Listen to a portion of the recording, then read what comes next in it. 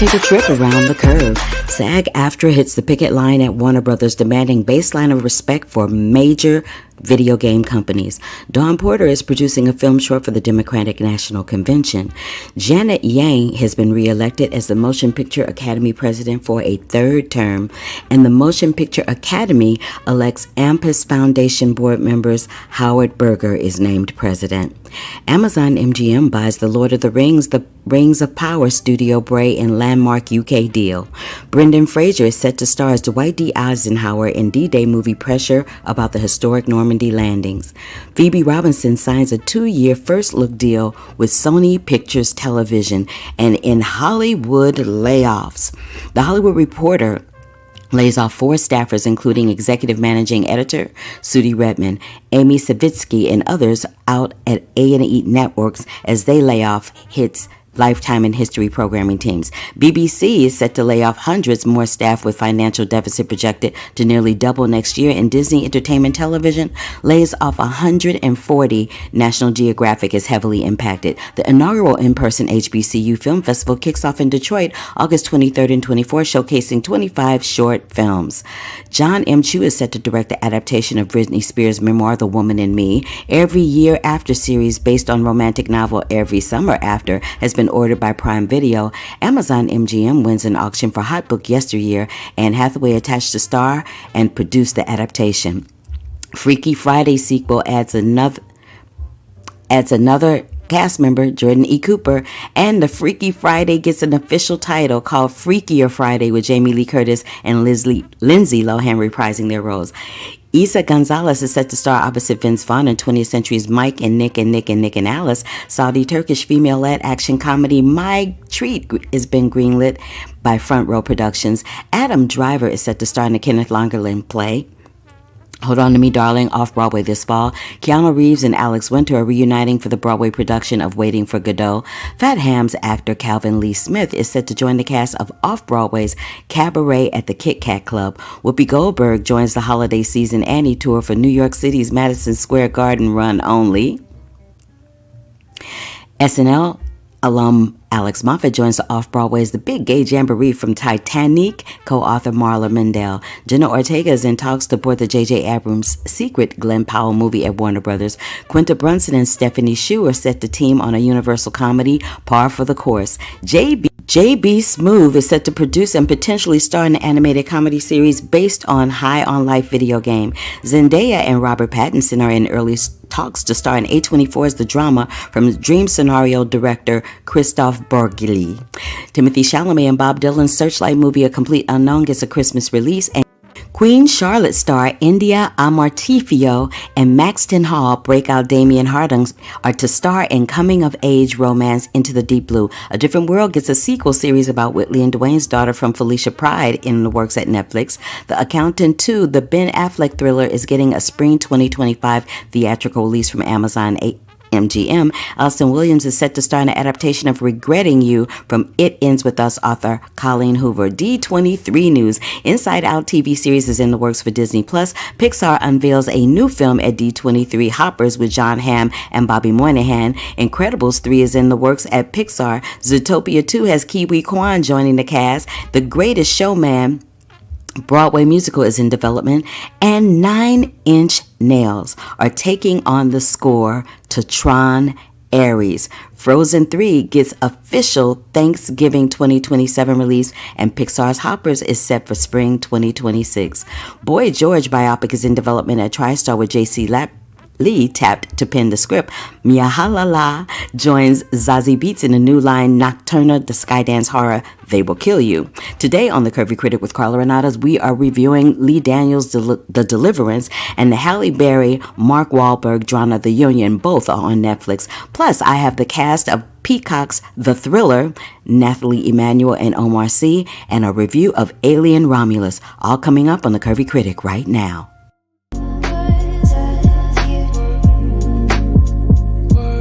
Hold up. Wait a minute.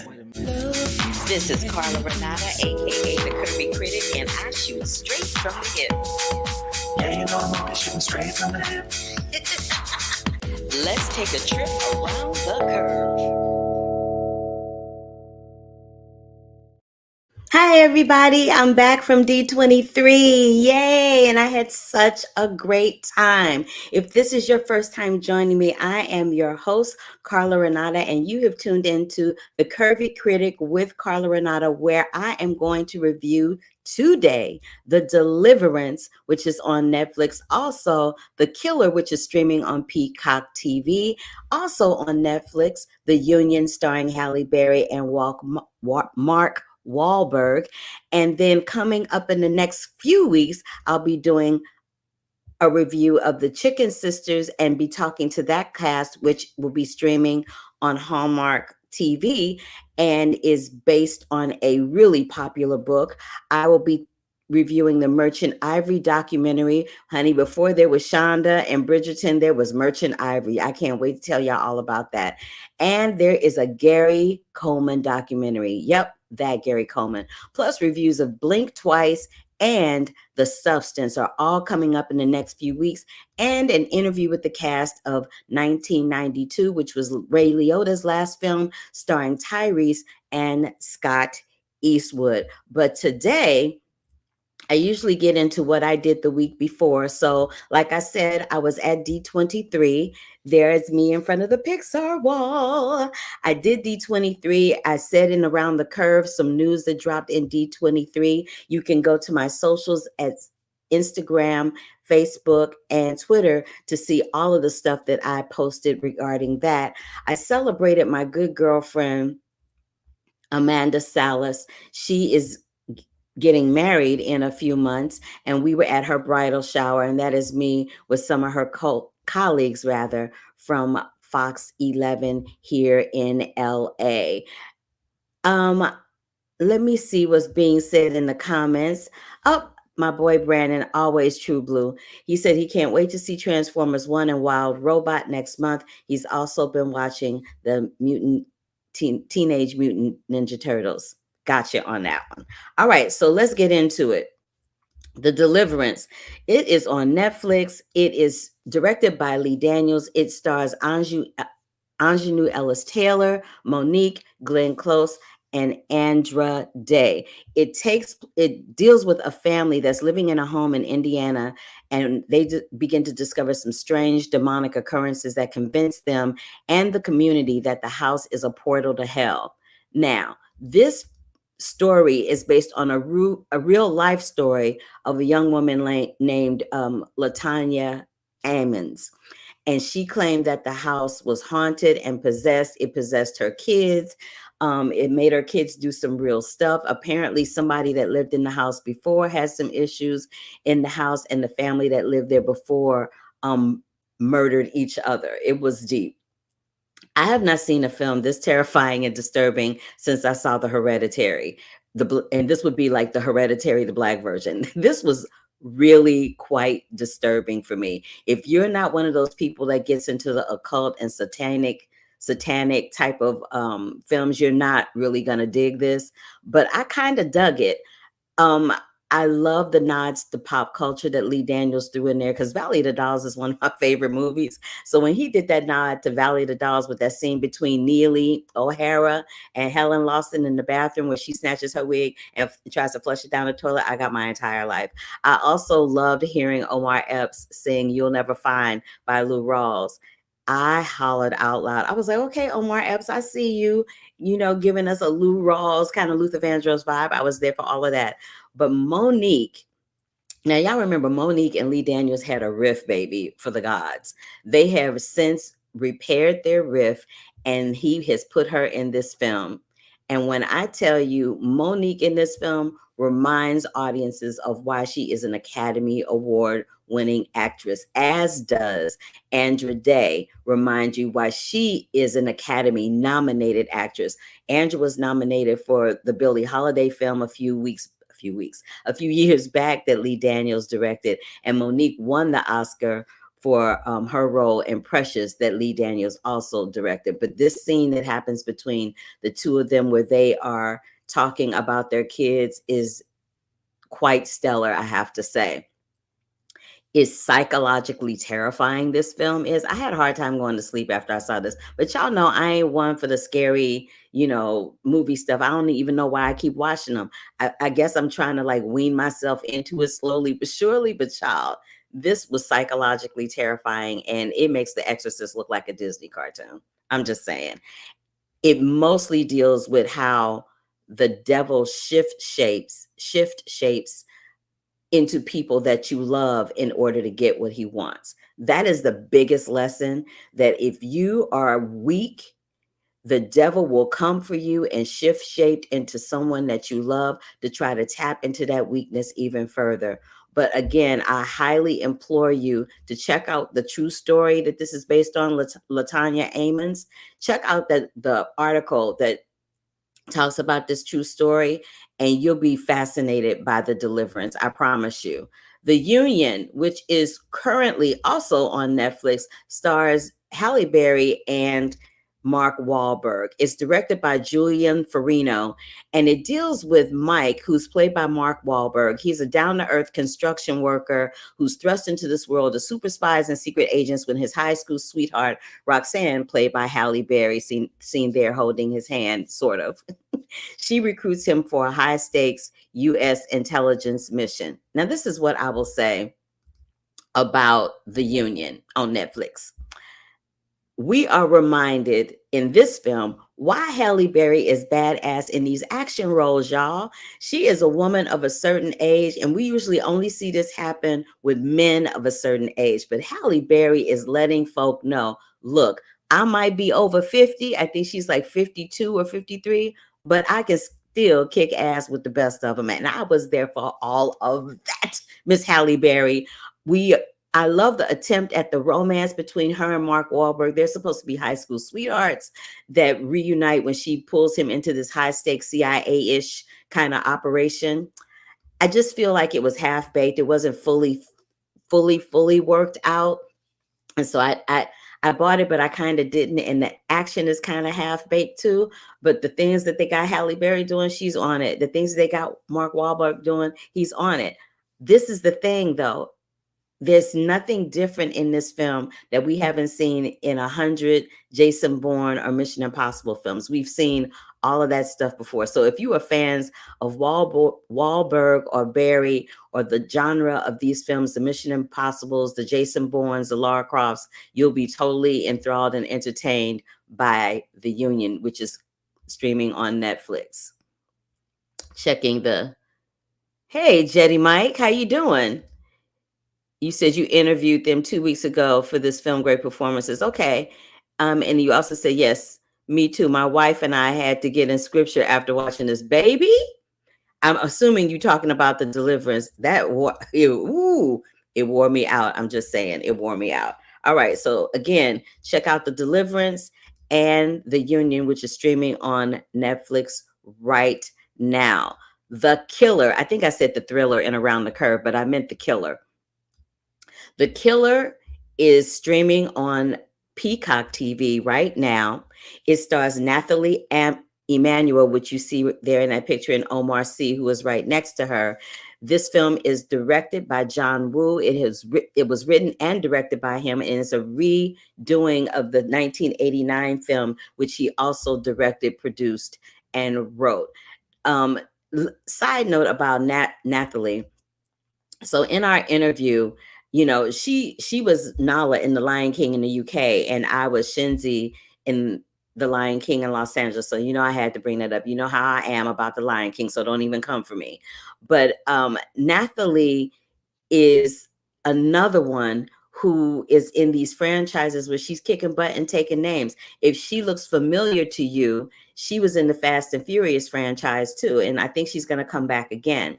But she is kicking butt and taking names along with Omar Sy. And Omar Sy is huge in the UK film and television market, and you might remember him from Jurassic World. So the gist of this film is, during an assignment from her shadowy mentor and handler, who's played by Avatar Sam Worthington, Z, played by Nathalie, refuses to kill a blind woman in a Paris nightclub, which disintegrates Z's alliances and attracts the attention of a savvy police investigator played by Omar Sy, and plunges her into a sinister criminal conspiracy that will set her on a collision course with her own past. That is the gist of this. Let me tell y'all something. The costume, the production, and the soundtrack for this thing right here are insane. The action sequences are freaking breathtaking. There's this one sequence that Z has where she has on this fierce dress. It's giving me like True Lies, Mr. and Mrs. Smith vibes, but she has on this, it looks like a black leather dress, but it's like a dress laden with weapons. It was fantabulous. I'm like, I need to see that scene. Can we have her do that again? Because it was great. It's gorgeously and very interestingly shot with lots of, you'll see it. I won't even tell you. You'll see it. Just go over to Peacock TV and see it. I also love that there are people of color in this space. This is going to be a recurring theme for me throughout this broadcast today. We don't see people of color in the Jason Bourne, Mission Impossible spaces unless they are assisting somebody that's white, that's the lead. In The Killer, the people who are the leads are the people of color, the Nathalie Emmanuels and the Omar Sy's, and their chemistry and their acting together is absolutely exquisite. It's so interesting to watch. You kind of want them to get together. The whole thing is giving me vibes of like Jason Bourne meets Lara Croft with a little Batman and Robin thrown in there, if that makes any sense. I loved it. And the performances, like I said, and their chemistry is insane. Again, it is called The Killer. It is streaming on Peacock TV right now. But before I get into Alien Romulus, I'm going to play this interview that I did with Omar and Nathalie about The Killer. So take a look and a listen to this interview with Nathalie and Omar Sy about The Killer on Peacock TV. Hi, guys. Hi. Okay, so the last time I saw you was for The Call of the Wild, and you were gracious enough to speak French to me. And we actually have something in common. We were both in The Lion King, girl. I'm your Pride Land sister. Yes, I was Shenzi in the LA company. Yes. You know, I had to that out the way first. I kept looking at you and I'm like, why does this girl look familiar to me? That's why. That is why. That was a long time ago. I know, 10. but honey, once in the Pride Lands, always in the Pride Lands. That's right. That's right. That is so true. There was this line that you, as Z, have in the film where you said, the power of being alone is strong if you know how to use it. I want to know for both of you, coming out on the other side of this film, what that means for you now. Oh, I mean, I think personally, it's a lesson that I've had to learn. I think in the process of being an actor, you spend so much time like traveling and away, and often from the people that you care about, that are your support system. And, you know, so you have to get good at being alone and then feeling, if you feel lonely, just being accepting of that. And I think every time I go and do a movie and I've spent a lot of time away and I'm just like, I kind of reconnect with that feeling and that message, and it's something that served me well, but it doesn't always make it easy. And I think on the other side of it, I then just get to sort of really enjoy being back with my support system and my family. Through the time, after characters, you understand that you realize that the fact that you're playing those characters and because you're alone, you like a lot of reflecting of like thinking about yourself, and you realize that the more you play another character, the more you play someone else, the more you understand yourself. So it's weird how it goes like all the way around. And the fact that you're alone, that teach you a lot about that, about yourself, about the way you see the world. So and actually the more you spend time alone, the less you feel lonely actually, because you using that time to learn about the world, about yourself. So yeah, the more it goes, the less I feel lonely actually. This film was giving me like a little James Bond meets Jason Bourne, and maybe a little Batman and Robin when the two of you finally get together, right? But what I love most is that this is a film that is directed by an Asian with two African American leads. I was getting my entire life. We don't see this on screen with us. How exciting was it for y'all? Because I got my entire life. I'm just saying. You're right. It's never seen really, but I've had the luxury, the pleasure of being a part of the Fast franchise, where they made, you know, people of color the heroes, and they were doing that for many years, and before it was like, you know, something that people even talked about. And so now it's quite emotional really, because getting to then be centered in something myself, like it really just, you can see the work and the years and the thing that it's taken. And I'm so grateful for that. And I stand on so many people's shoulders, and it makes my heart really warm. And it's to work with someone as amazing as Omar, who's just such a like partner and comrade, and we just like, it's special, it's beautiful, and I'm so proud of it. It's so important, and it's bigger than us. Sometimes you, when you think about it, you try to not think about it right away, because it's so heavy, so big, that you want just having fun. Because even like we never talked about that, but we knew that there was something that's happening. It's just a shorthand, you know, you just know. Exactly. We just know, and you go for it, and we know that we have just to kill that. We just have to be on, and we and Natalie, she's a hard worker, she's an amazing actress, working really hard, and the way she does that, it is something that I understand, like, because of that, you know, because we know what it takes, and we know that it's bigger than us, and our responsibility is to be on it. And at the same time, if you think about it too much, it's going to be too heavy, and you cannot move, because it's really heavy on your shoulders. So you have like to forget it and having bring some lightness in it, and then having the fun what we have. But we know, actually, you know, this it's weird how it works. It is like without words. Sometimes it's just like in the eye, you know. Well, I want to thank y'all for y'all. Listen, I get it. I know the look. We all got the look, right? But I love that you said that. I want to thank you for your time. I want to see The Killer, the series. I'm just saying, I need that in my life.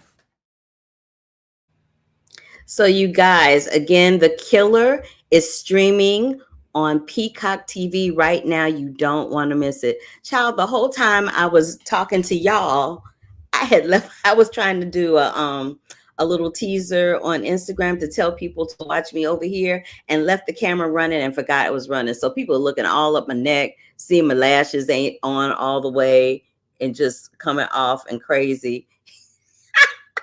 See, this is what happens when you're doing too much. This is what happens when you're doing too much.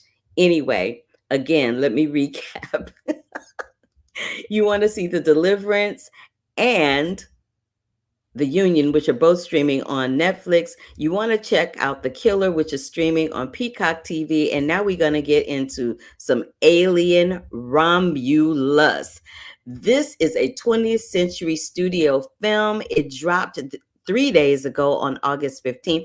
It's directed by Fed Alvarez. I played the interview with Fed last week. And basically, this is the 7th film in this franchise. And this time, space colonizers come face to face with the most terrifying life form in the universe while scavenging the deep ends of a derelict space station. When I tell you, I spent a lot of this movie like this. I spent a lot of this movie like this. Because when the little alien thing jumped out, it wasn't that it jumped out. It was that it was slimy and gross and nasty. But I remember seeing the original Alien, and I remember thinking, okay, well, the bitch is back. She is back. That's the big line from the movie the first time around. But baby, she is back, and she is back in the thousands, because there are like a zillion of them that's coming at you. But what I will say about this is that even though this is the 7th incarnation of this film, it stays true to the franchise in every inch of the word.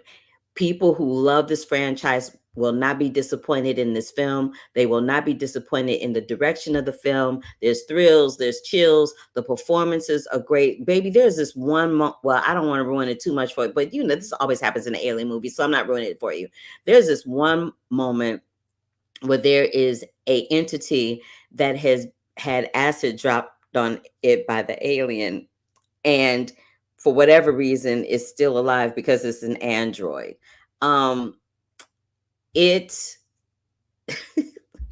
is crazy, but it's like a half body that's talking, but it's something that happens in alien movies all the time. I love the fact that the brother in the film, he was kind of one of the heroes as well. He was also an android, so he was kind of kicking butt and taking names, and I kind of dug that.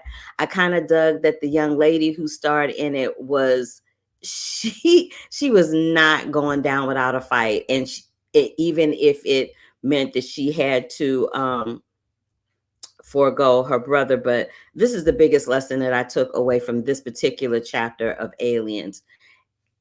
When you have someone that you love, you will do anything you can to protect them and save them, even if it means you have to let them go sometimes. That was the lesson that I personally got out of it. Aside from watching the monster run all over the place and take people out, that was the lesson that I got from it. And that's a very important lesson for everybody to get.